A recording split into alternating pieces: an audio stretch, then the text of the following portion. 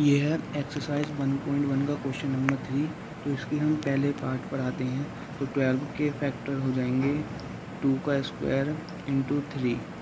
15 के फैक्टर हो जाएंगे 3 इंटू 7।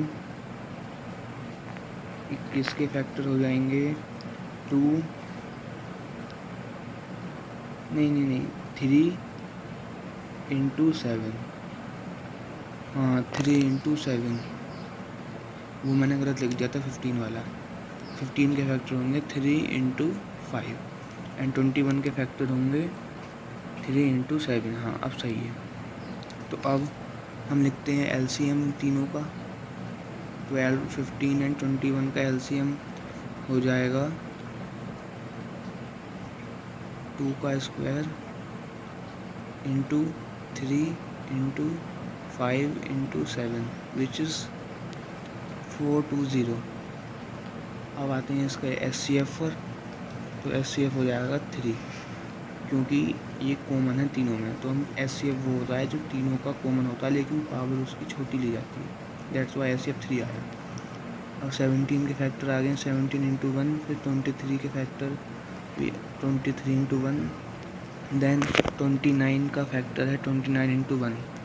तो इसका एलसीएम तो सिंपली आपको पता ही है, एलसीएम होगा इसका, तीनों को हम आपस में मल्टीप्लाई कर देंगे इसके prime factor 17 into 23 into 29 which is 1339।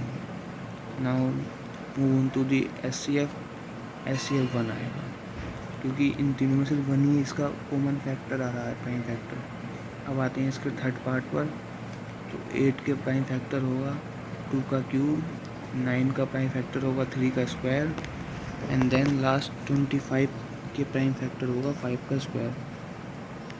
अब इसके एलसीएम आते हैं। एलसीएम 2 का क्यूब इंटू 3 का स्क्वायर इंटू 5 का स्क्वायर विच इज़ 1800। अब निकालते हैं इसका एचसीएफ। एचसीएफ इन तीनों का 1 आएगा, क्योंकि इन तीनों में सिर्फ कॉमन 1 ही आ रहा, कुछ कॉमन नहीं है। तो ये इसका आंसर होगा। Thank you for watching.